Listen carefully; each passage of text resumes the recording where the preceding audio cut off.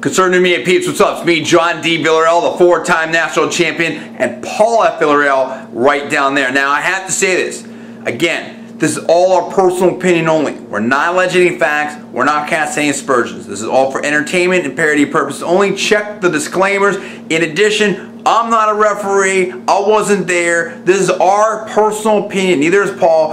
Our personal opinion as fans only. Now, let's talk about this Bernard Hopkins versus Chad Dawson championship fight.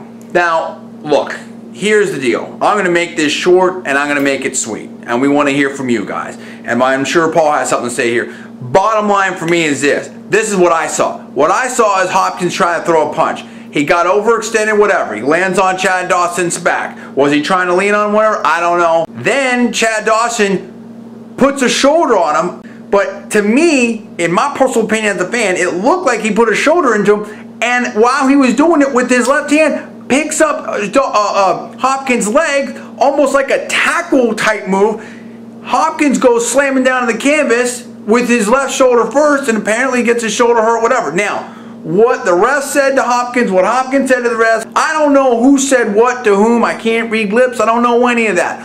All I know is I saw what looked to me, in my personal opinion, like some kind of quasi-tackle move from Chad Dawson. Hopkins lands on his back. Referees talk to him. Next thing I know, they declare the fight over, and it's a TKO win for Chad Dawson. How does that even, like, dude, how does that even happen? I can understand if you're going to do a disqualification, DQ of Chad Dawson. Yeah, that could make sense. You foul a guy. I can understand if you're going to take a point from Chad Dawson and continue the fight. That I can understand.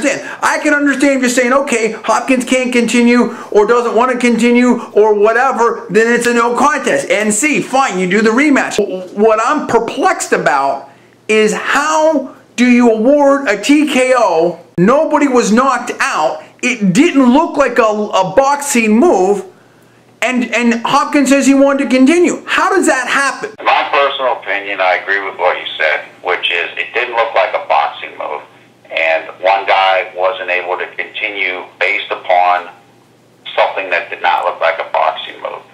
So, again, I wasn't the ref. I didn't see it, not the angle that the referee had, but it just, you saw the reaction from the crowd, booing heavily.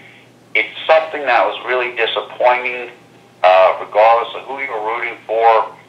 I hope that something can get worked out with this.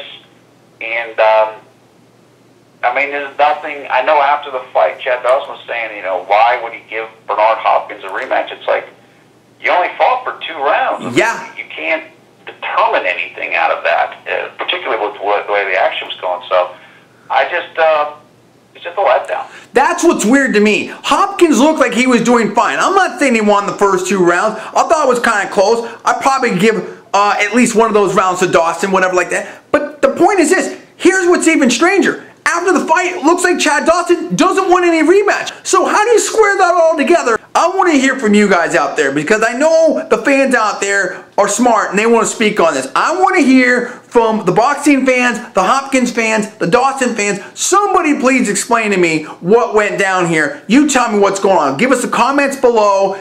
Please subscribe to us above. If you like this video, press the like button right down there. I'm John D. Villarreal, the 4-time national champion. That is Paul. We are Conservative Media, and we'll see you next time.